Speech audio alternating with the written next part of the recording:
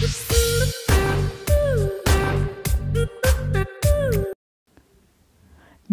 5,5 мм біз алдым. Соған өзіме қажетті ілмектерді теремін.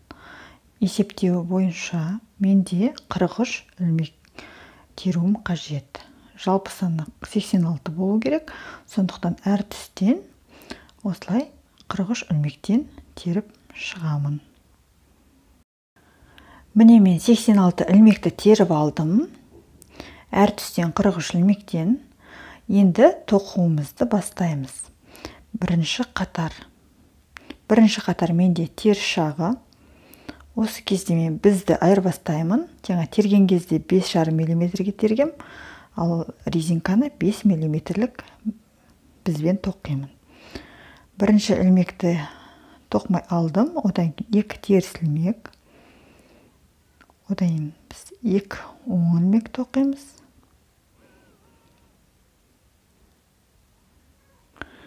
Мында оң терісті әркім өзіне қалай ыңғайлы солай тоқиды. Біреулеріңіз классикалық болса, біреулеріңіз әжелердің әдісімен. Әркім өзіне ыңғайлы әдіспен тоқи берсе болады. Міне мен бір түсті жіппен тоқып жатырмын қазір. Екінші түске келген кезде ортасында қазір мен сіздерге қалай қосылу керегін көрсетемін. Міне мен келдім.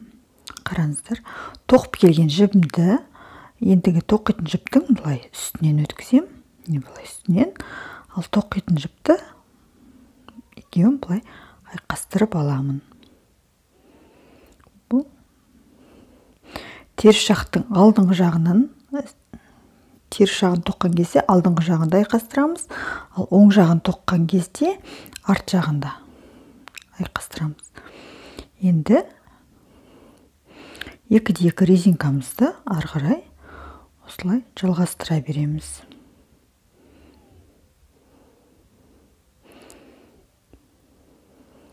Бұл бізде теріс жағын тоқып жатырмыз. Қазір екінші оң жағына келген кезде қалай айқастыру керектігін сіздерге көрсетемін.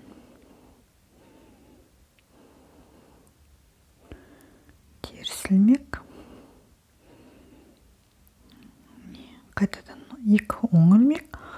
Осылай біз осы қатарды тоқып шығамыз. Оң жағында кездесеміз. Міне мен оң жағына келдім. Қою түсті бітірдім. Енді айқастыруды жасаймын. Қараңыздар, тоқып келген жіпті міне бұлай үстінде қалдырамыз. Тоқып келдік.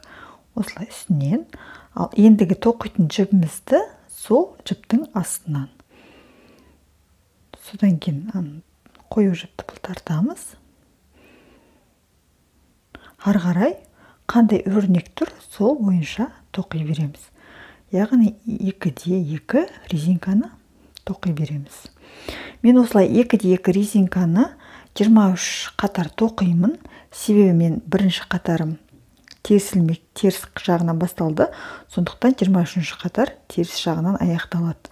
Одан кейін 24 қатардан бастап тек оң ілмектермен жоғарғы қарай есептеуіміз бойынша ұзындығы 65 сантиметрге жеткенге шейін тоқимын.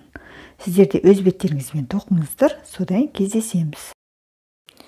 Міне мен 65 сантиметр тоқып болдым десем де болады. Қараңыздар, ортасы соңғы екі қатарды тоқимын.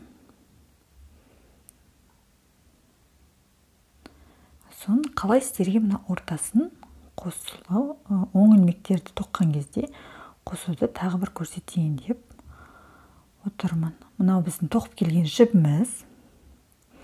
Ал тоқитын жібімізді сол жіптің астынан өткіземіз. Екеуін айқастырып аламыз бір-біріне. Сосын бұлай ары қарай оң ілмектермен тоқи береміз. Осылай бүкіл қатарды тоқып шығамыз.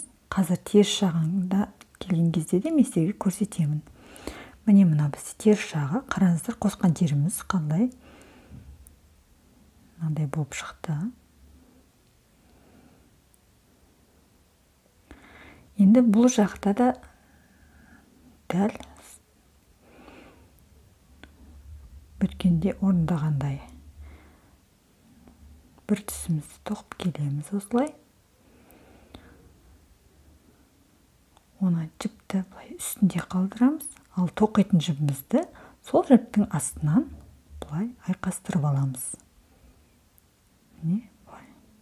Екі жіп былай айқасты. Қараңыздар. Енді ары қарай теріс ілмектерімізді тоқи береміз. Бұл менде 145 қатар. Негізі 143 тоқуым керек болған, бірақ ол 65 см болмай қалды.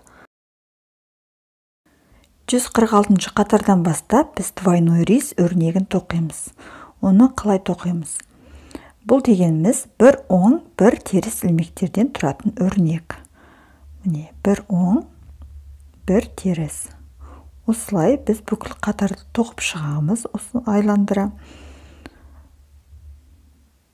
Одан кейін артқы жағына келген кезде ілмектер қалай тұр, тура солай тоқи береміз. Яғни оң ілмек тұрса оң ілмек қылып, теріс ілмек тұрса теріс ілмек етіп. Міне теріс жағына келдік. Мұнда теріс ілмек тұрса теріс тоқимыз. Оң ілмек қылып тоқимыз. Теріс, оң. Осылай біз теріс жағында ешқандай өзгеріссіз қандай ілмек тұр, соны қайталап шығамыз. Өзгерістер тек оң жағында болады. Міне, біз екі қатар тоқыдық. Бізде бірде-бір резинка болып қалды. Енді келесі қатарды тоқимыз. Ол үшін шеткі ілмекті аламыз. Мұнда оң ілмек тұр. Оның үстіне біз теріс ілмек етіп тоқимыз. Ал теріс ілмектің үстіне оң ілмек тоқимыз. Теріс, оң. Біз осылай оң жағында ғана ілмекті айырбастаймыз. Яғни, егерде осының алдында екі қатар оң ілмек тоқысаңыз, бірінші, онда үстіне теріс тоқисыз. Ал егер теріс ілмек болып тұрса, оның үстіне оң ілмек тоқимыз. Осылай біз барлығын тоқи береміз. Міне, екі оң ілмек тоқыдық, оның үстіне теріс ілмек тоқыдық. Ал келесіде екі теріс ілмек тоқыдық, оның үстіне оң ілмек тоқыдық. Енді осылай өзімізге қажетті ұзындыққа дейін тоқимыз. Мен 88 қатар тоқимын.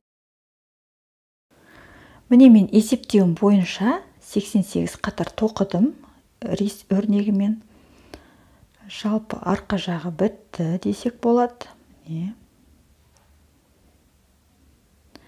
Енді бізде тек төбесін жабу ғана қалды.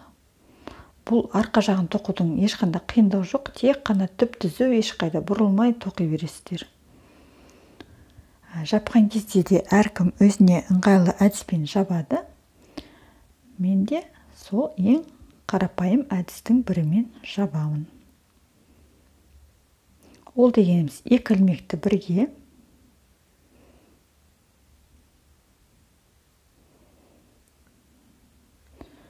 аламын, екі ілмекті бірге тоқимын, ол ілмекті қайтарамын, тағы да екі ілмекті бірге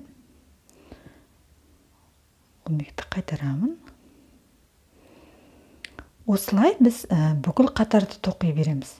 Қазір мен сіздерге ортасында екі түсті қосылған жерінде қалай жабу керек екенін көрсетемін.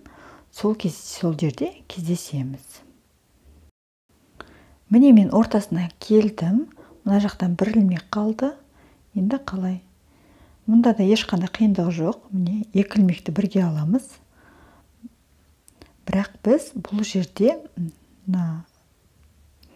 жіпті айқастырып аламыз да, келесі түстің жібімен тоқимыз. Яғни қою түсті жіпті аламыз. Сонымен бірге тоқимыз да, ары қарай кәдімгідей жалғастыра береміз. Екі ілмекті бірге, ол ілмекті қайтарамыз. Осылай осы арқаны жауып тастаймыз.